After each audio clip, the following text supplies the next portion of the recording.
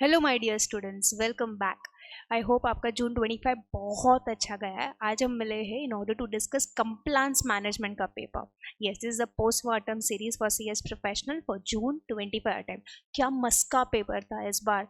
All the students जिन्होंने online offline जैसे भी अटेंड किया है JKSA classes for the compliance management, उनका कंप्लायंस मैनेजमेंट का पेपर एकदम अमेजिंग गया होगा। बिकॉज इस बार ऐसा हुआ है, अगर आप यहाँ पे देखोगे, ओनली 4 मार्क्स उन्होंने सेबी एलओडीआर कहीं बाहर से आया था। बाहर भी नहीं था, वो सिर्फ आपका सीएस एग्जीक्यूटिव में आपने जो क्वार्टरली कंप्लायंस पढ़े थे, ईयरली कंप्लायंस पढ़े थे सेबी एलओडीआर में, वो आया था। बस ये 4 मार्क्स, उसके अलावा बाकी 36 मार्क्स का पेपर जो हमने क्लास में डिस्कस किया एज इट इज आया है। कुछ जगह पे तो आप देख सकते हो कि क्वेश्चन भी दिए थे, एक्सपेक्टेड क्वेश्चंस। ये एक्सपेक्टेड क्वेश्चन का सेम टू सेम आना, oh my God, it is just amazing. बहुत ही अच्छा पेपर गया, बहुत सारे स्टूडेंट्स के मैसेज भी आए, thank you so much ma'am for taking our classes etcetera. Okay, तो आज मैंने, अगर आप देखोगे तो कंप्लायंस मैनेजमेंट का जून 25 वाला अप्लीकेबल मॉड्यूल लिया है, जो मैंने क्लास में यूज किया था फॉर टीचिंग पर्पज। तो शुरू करते हैं, लेट्स सी द पेपर। ये आपका कंप्लायंस मैनेजमेंट का पेपर। अगर हम मार्क्स देख ले पहले, out of the 7 chapters, as I told you, only 4 marks came from SEBI LODR. देखो, understand this, 100% आपको सब कुछ एज इट इज नहीं आएगा students, because this is a professional exam, last attempt होता है आपका, करेक्ट। तो कहीं ना कहीं आपका साइकोलॉजी को हिट करने के लिए आईसीएसआई ऐसा कुछ आपको देता है, एंड मोस्टली वो क्वेश्चन नंबर 1 होता है। तो क्वेश्चन नंबर 1 में ही स्टूडेंट्स का क्या ना, कॉन्फिडेंस लेवल एकदम से डाउन हो जाता है। लेकिन अगर आप बाकी सारे क्वेश्चंस देखोगे, एकदम मस्का क्वेश्चंस थे, मतलब जो मॉड्यूल में है, जैसा हमने क्लास में डिस्कस किया था, सेम वही आया है। ठीक है, तो हम डिस्कस करते हैं कि मार्क्स का वेटेज किस तरह से हुआ है। So out of the 7 chapters, first chapter से तो एक क्वेश्चन नहीं आया है, कुछ भी आया नहीं है। सेकेंड चैप्टर से आप देखोगे, जिसका नाम है documentation and maintenance of records, 15 marks का पूछा गया है। साइनिंग एंड सर्टिफिकेशन 11 मार्क्स का पूछा गया है। Legal framework for company secretary profession 10 marks का पूछा है। वैल्यूज एथिक्स 5 मार्क्स का पूछा है। Non compliance penalties adjudication again 10 marks का पूछा हुआ है। रिलीफ एंड रेमेडीज 5 मार्क्स का पूछा है। अदर्स मैंने जो डाला हुआ है स्पेसिफिकली, ये 4 मार्क्स आपके सेल बी एलओडीआर से है। मैं ऐसा तो बिल्कुल नहीं बोल सकती कि एकदम ही आउट ऑफ सिलेबस था, आपने ये सीएस एग्जीक्यूटिव में पढ़ा हुआ है, लेकिन फिर भी अगर हम ये 4 मार्क भी कंसिडर ना करें, फिर भी 36 मार्क्स कंपल्सरी वाला, I am obviously saying 56 marks का जो पेपर है, एकदम इजी पेपर आया हुआ है। ओके, तो शुरू करते हैं। सो क्वेश्चन नंबर 1 भी डिस्कस कर ही लेते हैं। ओके, तो सबसे पहले आपको पूछा गया है, एज पर सेबी एलओडीआर, जो आपका क्वार्टरली कंप्लायंस होता है, ठीक है, कौन सा कंप्लायंस होता है आपका, क्वार्टरली कंप्लायंस होता है। You have to send statements relating to investor complaint requirements. अभी investor complaint requirement regulation 13 sub regulation 3 के हिसाब से है, तो ये आपको देना होता है within 21 days from end of the quarter.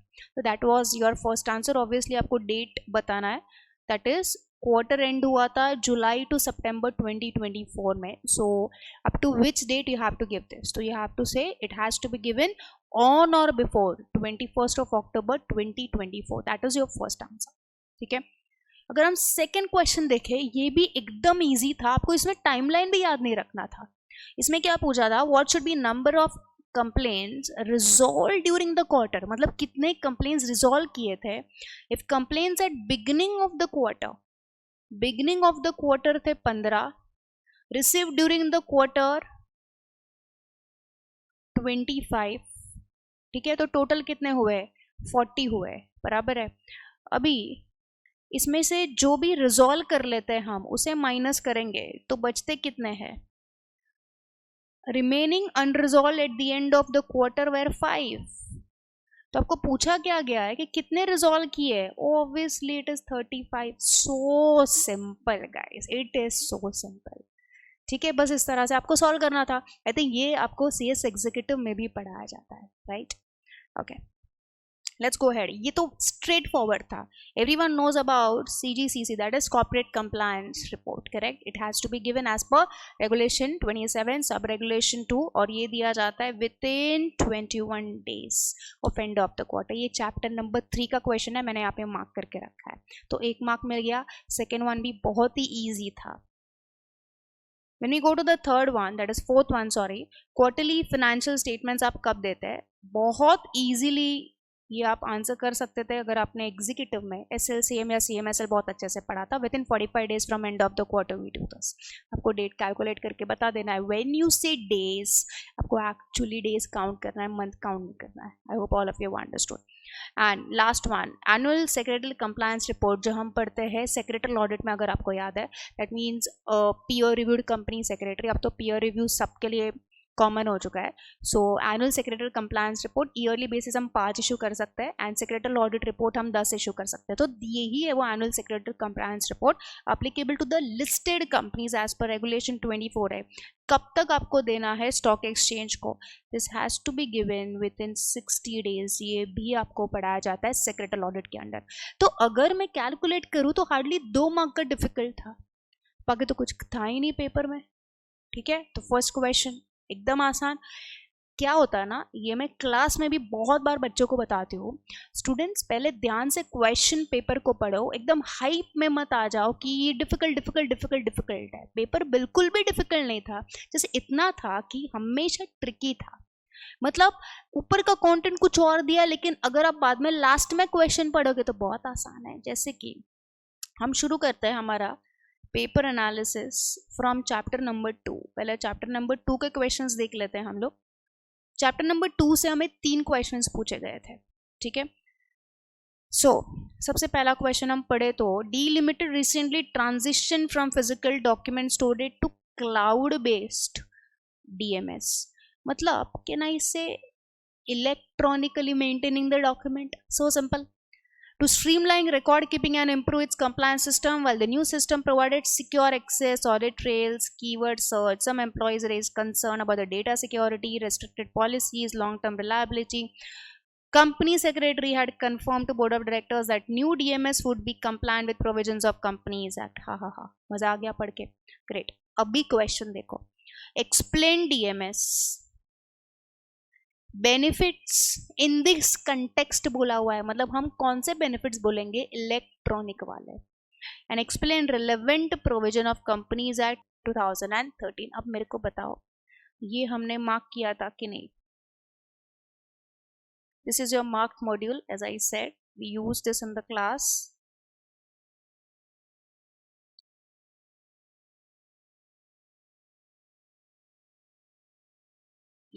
अगर आप ध्यान से देखोगे, इलेक्ट्रॉनिक डिपॉजिटरी डॉक्यूमेंट्स, DMS क्या होता है ये आपको पूछा गया है। सो आपका सबसे पहले उसका डेफिनेशन लिखना है।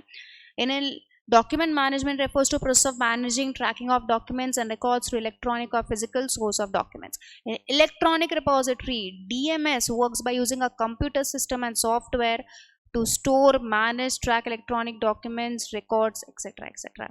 Also, you have to write the cloud document management. Digitized record can be uploaded together with relevant data, secure. Can you see the markings over here? बस आपको ये लिखना था मीनिंग में। Advantages immediately next page.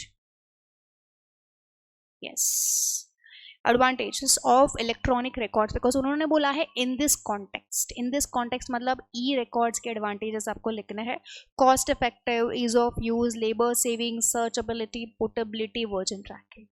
Okay and तीसरा question था provisions relating to companies act. Look at this, section 120 of companies act 2013 read with rule 27 and 28 of companies management and administration rules 2014 for manage maintenance of documents in e form. Plus आपको लिखना था कि inspection of documents भी ई form में हो सकता है। जब भी ई फॉर्म में हम मेंटेन करते हैं डॉक्यूमेंट्स, तो उसका एक्सट्रैक्ट भी आप ई फॉर्म में दे सकते हो। Also you have to write about rule number 27, which talks about every listed company or company having not less than 1000 shareholders, debenture holders or other security holders may maintain records in e-form. That is it. कितना simple था ये, बराबर है। मुझे पता है कि most of the students ये जो सब है ये सब पढ़ के डर गए होंगे, लेकिन जब आपको ये दिखाई देता है तो आपके अंदर की आत्मा ने आपको बोलना चाहिए तो पढ़ा पढ़ा पढ़ा हुआ है, क्यों डरने का बच्चों। Don't worry at all, I told you in the class itself, आपको कॉन्सेंट्रेट करना है कि फाइनल क्वेश्चन क्या है। ऊपर की तो 10 बकवास हो सकती है, but yes in this context बोला हुआ है, मतलब वो लोग इलेक्ट्रॉनिक रिपोजिटरी की बात कर रहे थे, ये हमें बहुत अच्छे से ध्यान रखना था। तो ये था आपका question from chapter number 2। This was your question 1D, ठीक है, 1D था। इसके बाद हम दूसरा क्वेश्चन चैप्टर 2 से पहले देख लेते हैं। Yes, then you have question 2 या 2A, उसमें से जो 2 है, 2 का क्वेश्चन 2D जो है, again it came from chapter number 2। It talks about explain documents which are considered as confidential and need complete privacy by any business house. मतलब कौन से डॉक्यूमेंट्स कॉन्फिडेंशियल है, ये भी हमने किया था। What should B included in confidential policy of business house in this regard. Again a direct question, कैसे देखते हैं। ये देखो मार्क क्वेश्चन है, अभी मार्किंग बिल्कुल नहीं किया है, प्रीवियस मार्किंग है, हमारे बच्चों को पता है। Check this, a question mark already given, यहां से क्वेश्चन आ सकता है एंड आया भी। क्या पूछा उन्होंने, for any business house following documents are primarily considered as confidential and need complete privacy. कितना स्ट्रेट फॉरवर्ड क्वेश्चन था ये। Customers, employees and information.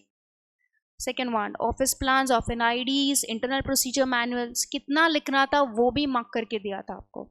तीसरा, contracts, commercial documents and trade secrets, everything was properly marked, correct, ये आपने लिख लिया। उसके बाद suggestive steps for protecting confidential information, ये था आपका सेकेंड हाफ, ठीक है। तो आपने सिर्फ डॉक्यूमेंट्स लिख दिए तो सिर्फ 2.5 मार्क का ही था वो। So reading question become so important, ठीक है। सो ये जो कॉन्फिडेंशियल इंफॉर्मेशन है ये आपको 5 या 6 पॉइंट्स इसमें लिखने थे, that what are the things to be included in order to keep your data secret. जैसे कि clear your desk, refrain from leaving any confidential information visible. For all electronic confidential information should be protected via firewalls, encryptions, passwords. Locked filed cabinet should be there. All confidential information has to be marked as confidential. All confidential information should be disposed of properly. Do not leave it, do not throw it without shredding it. ये सब आपको लिखना था, only pertaining to electronic documents. So हमने ये देख लिया second question। अभी same chapter से तीसरा क्वेश्चन पूछा है from the archival policy, even ये भी हमने मार्क किया था। Just look at this question, okay. ये क्वेश्चन देख के थोड़ा सा आपको कंफ्यूजन तो हुआ होगा, लेकिन at last if you see, state the key measures which should be adopted for effective document control and key concepts required to be considered to take care of records and archives. This is the answer. यहाँ पे हमने question mark भी देकर रखा है, this may be asked. Care of records and archives is governed by 3 key concepts: keeping the data together, फिर ensure life cycle, आपको पता है current phase, semi current phase, non current phase, and last one is record preservation. It was so simple answer, correct. So ये 3 questions पूछे थे आपको chapter number 2 से, very much direct questions, इसमें कोई भी मिस्टेक करने का कोई भी चांस नहीं था। Okay, now let's go ahead with the next chapter number 3, that is your pre-certifications and all. This is not chapter 6, this is your chapter number 3. okay, आपका 1B जो क्वेश्चन है वो आपको मजा हो गया होगा पढ़ने से, बिकॉज आपको दिया था relating to pre certifications. Okay, if you read this आपको थोड़ा सा इसमें कंफ्यूजन हुआ रहेगा, लेकिन लास्ट में एक्चुअल क्वेश्चन पूछा गया था, explain the best practices that PCA should adopt while undertaking such assignments. Such assignments मतलब कौन से assignments, वो pre certifications की बात कर रहे हैं। So pre certification again a very direct question, answer क्या था, we will discuss that. yes, preparations before pre certification, this are the best practices. अगर आपको याद है, this one, ensure the following, ये तो है बेस्ट प्रैक्टिसेस. थोड़ा सा आपको वर्ड ट्विस्ट करके दिया है तो आप घबरा जाते हो, ऐसा तो चलेगा नहीं. ठीक है ना. I told you that a PCS will have to take care of so many things before doing any kind of a pre certification. That is what is the best practices. Let's discuss. आपको लिखना क्या था? First of all, the PCS needs to be convergent with the companies act, rules and regulations, familiarize itself with the actual practices, and should ensure that later engagement, that is letter of engagement लेना है या तो board resolution लेना है. Maintain physical और scan copies of all the documents, obviously subject to confidentiality. Then documents needs to be visible, legible. Verification of original records आपको करना है. Correctness of records and material departure sign by authorised person. Before certification you have to make sure proper procedures and all are followed or not. And last, my very important point you had to write is, every PCS who is doing pre-certifications or giving any kind of audit report needs to maintain a register regarding attestation and certification. I hope all of you have understood. This is what you had to write.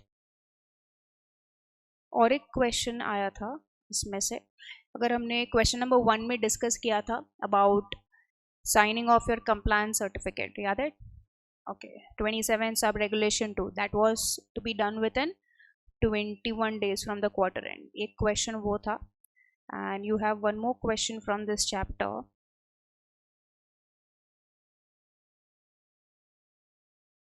Yeah, this one. JK Limited engaged AK, a PCS, to certify its annual return. ये कौन सा question है मैं बताती हूँ. Question 2A, third one, including non disclosures. तो उनको दिखाई दिया नॉन डिस्क्लोजर्स है, RPTs, non compliance with share holding disclosures norms, incomplete statutory registers. Company's management insisted on certification without adverse marks, claiming omissions were minor. अभी ध्यान से आप देखो. Discuss the duties, responsibilities and guiding principles to be adopted by a PCS in certifying MGT8. Duties and responsibilities and guiding principles, again a very direct question. कहाँ पे है? We will see that. MGT8 की बात कर रहे हैं. Yeah. These are the guiding principles. and इसके पहले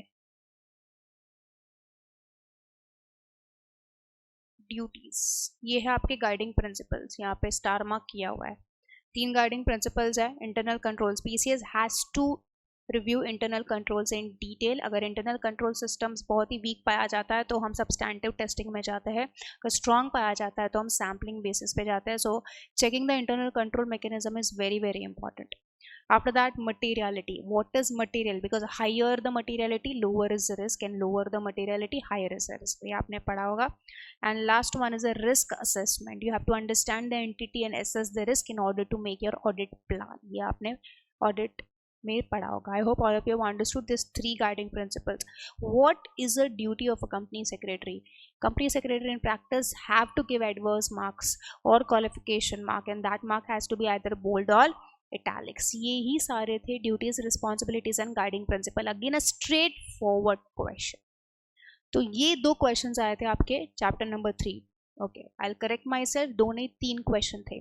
पहला क्वेश्चन जो था वो आपको फर्स्ट क्वेश्चन में, थर्ड क्वेश्चन में आया था, correct. Second question was, and third question जो हमने अभी डिस्कस किया. अभी हम चलते हैं हमारे 4th चैप्टर पे. 4th चैप्टर से अगेन आपको 2 क्वेश्चंस आए थे. Yes. TK and Associates LLP, firm of PCS, was engaged by KL Limited to certain regulatory filings. Due to high workload, senior partner of TK Associates authorized a junior associate who was not qualified company secretary.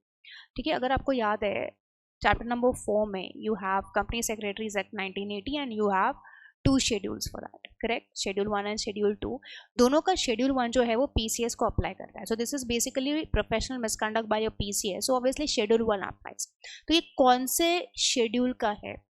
Schedule 1 part 1, correct. सो उसने अपने junior को firm के behalf पे sign करने दिया even though he was not qualified. This is a professional misconduct.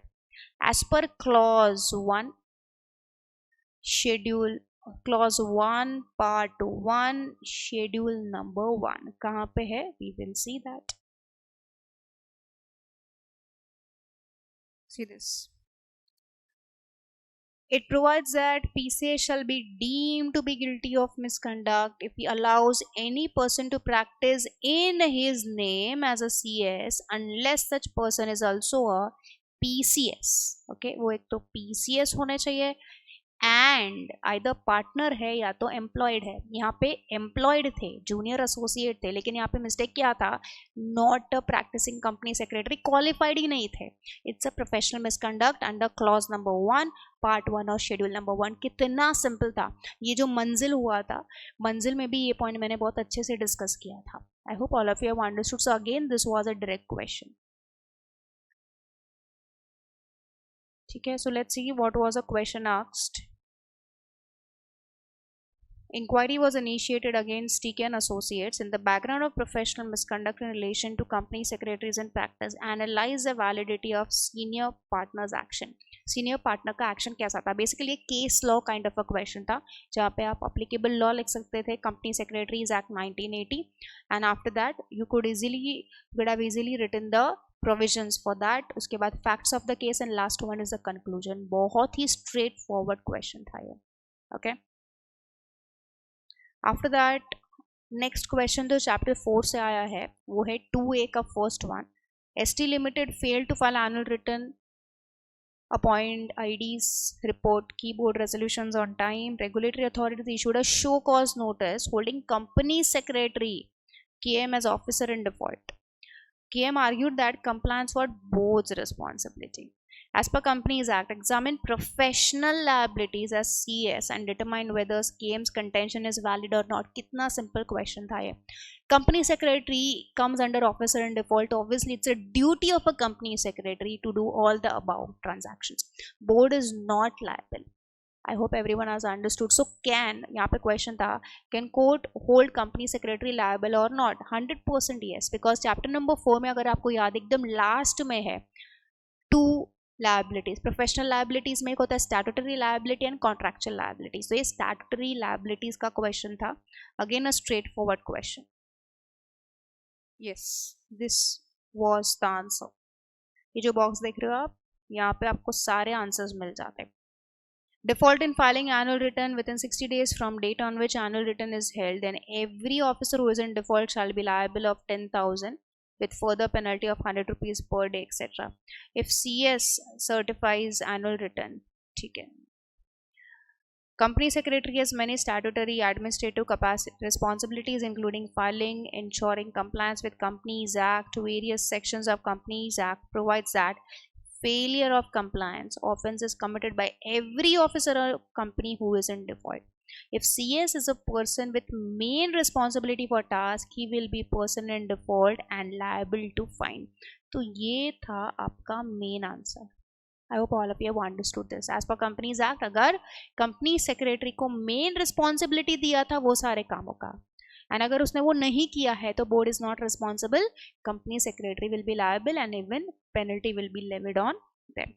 फिर आपको ये छोटा सा पैराग्राफ लिखना था on statutory liabilities. Clearly mention होता है maintenance, statutory meetings, issuance, preparation of minutes book, etc. etc. I hope all of you understood this very simple paper. Let's go ahead with chapter number 5. Chapter number 5 से एक ही question आया था. Yes.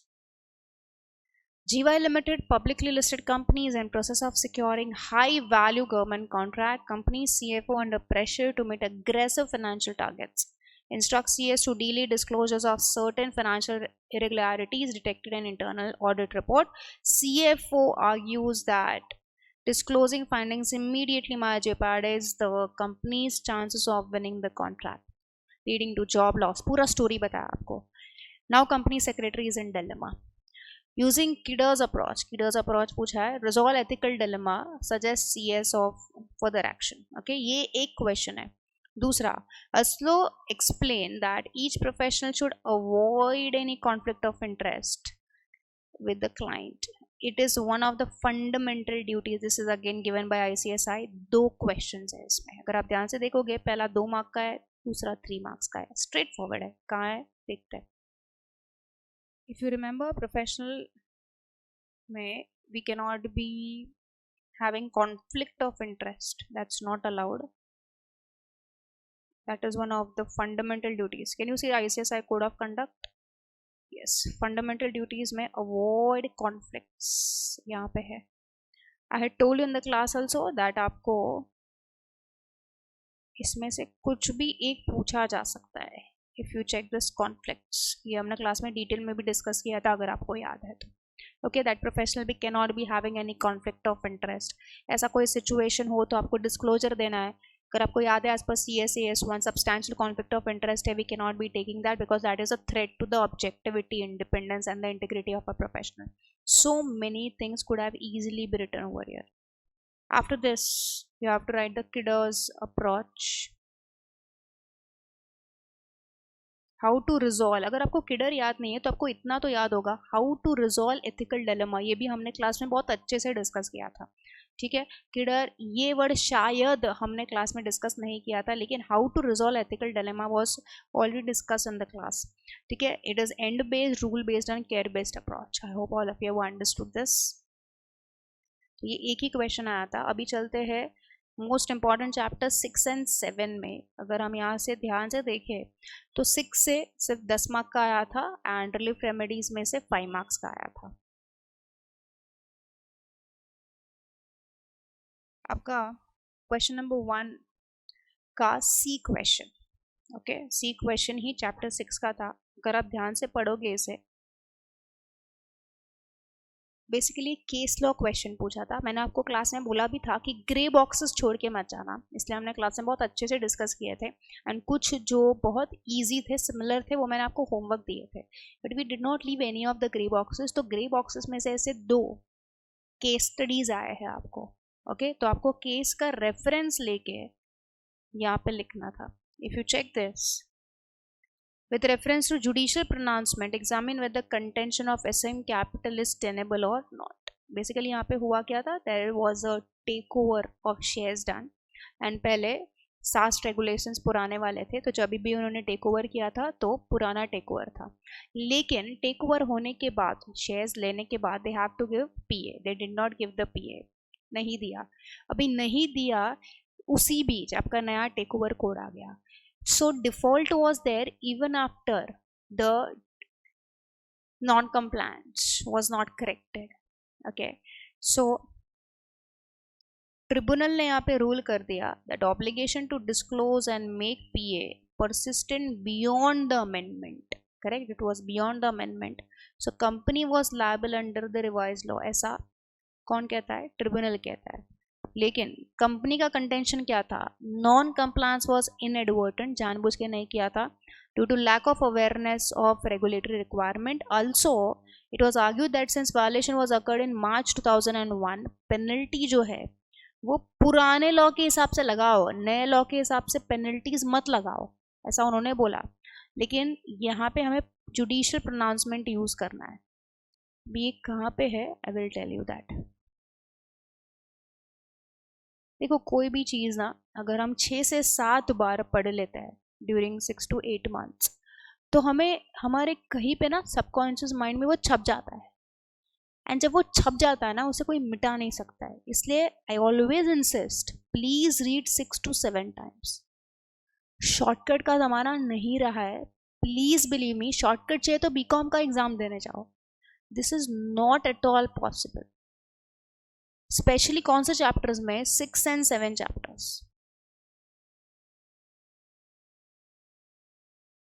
इसमें MCA CMS का भी पूछा था, वो भी हम आएंगे, पढ़ लेंगे. वो तो कितना इजी था, मतलब इस बार का ना पेपर देख के मेरे को तो बहुत मज़ा आ गया. ऑब्वियसली जिसने पढ़ा होगा उसको भी बहुत ही मज़ा आया होगा, लिख भी पाया होगा पेपर बहुत ही आसानी से. ठीक है भाई, चलो ये देखिए, ये वाला case, not this. ignorance of law is not an excuse for escaping from liability of violation of law. Star mark किया हुआ है, ठीक है. देखो ये फैक्ट्स ऑफ द केस है. नाम क्या है? Mega resources limited. वो अग्रीव्ड था सेबी के ऑर्डर से, एओ का ऑर्डर था, 2 लाख का पेनल्टी लगाया था, ठीक है. फेलियर क्या था? सास्ट 1997 उन्होंने कुछ शेयर्स अक्वायर किए थे, तो उनका एग्जिस्टिंग शेयर होल्डिंग था वो 60.46% हो गया था of the target company. They did not give this. ये सब उन्होंने क्या बोला था? स्वर रेगुलेशंस ही अप्लाई करे, एंड अनइंटेंशनल था ये सब.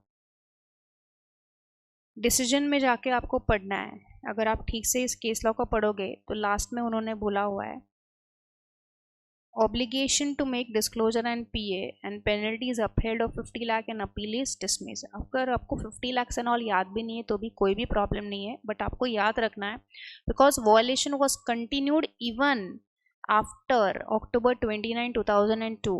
Appellant has been rightly imposed penalty under amended provisions of section 15H subsection 2 of SEBI Act, since punishment imposable now for such non-compliance and public announcement is up to 25 CR. हाँ ये था difficult question, लेकिन अगर आपने इसका judicial announcement and आपके case law भी याद रखा होगा, नाम याद रखा होगा, तो आपको इजीली इसे ट्रैक कर सकते हो कि कंपनी का कंटेंशन सही था कि या गलत था, ये आपको बताना था. बिल्कुल ही गलत था. ट्रिब्यूनल ने जो बोला वो 100% सही था, because as per the given case of mega resources इसमें भी ऐसा हुआ था. सेम डिट्टो केस था, grey box. I hope all of you understood. So important it is to refer to the grey boxes, very very important. ठीक है, अभी और एक क्वेश्चन पूछा था, वो तो एकदम बढ़िया क्वेश्चन था. Question number 2. Okay, question number 2 में आपको ऑप्शन था, दोनों ही ऑप्शंस बहुत ही आसान थे. क्वेश्चन 2 का फर्स्ट क्वेश्चन पढ़ के मजा आ गया होगा. MCA-CMS, अगर आपको पता है, discuss the statement and mention steps for filing reply to show cause notice under the system. Sentence क्या है? MCA-CMS की वजह से the compliance process is easier and ensures regular enforcement of compliance requirements under companies act 2013. Yes, जो बोल रहे हैं वो 100% सही है. Yes, this is MCA compliance monitoring system. यही आपको लिखना था, पूरा पूरा बॉक्स. That's it. ये हमने बहुत अच्छे से क्लास में डिस्कस किया था, किस तरह से शो कॉज नोटिस जाना है, किस तरह से आप रिप्लाई करते हो. So simple. Okay, so this were the 2 questions from chapter number 6. अभी चैप्टर नंबर 7 का एक ही क्वेश्चन था.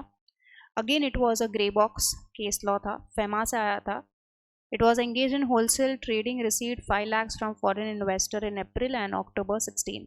As per FEMA, company was required to allot shares within 180 days of receiving inward remittance.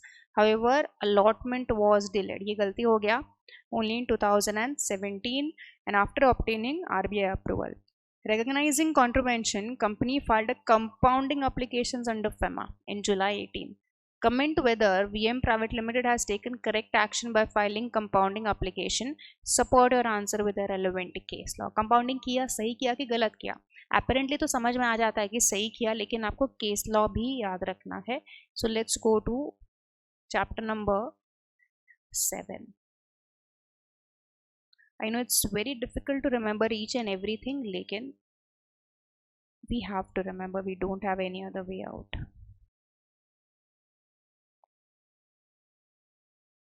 And अगर आपको याद है 6 and 7 चैप्टर्स का मंजिल के मैंने अच्छे से नोट्स भी बनाए थे, so even that was not an issue. Let's go to FEMA directly. Mediator के पहले ही है FEMA.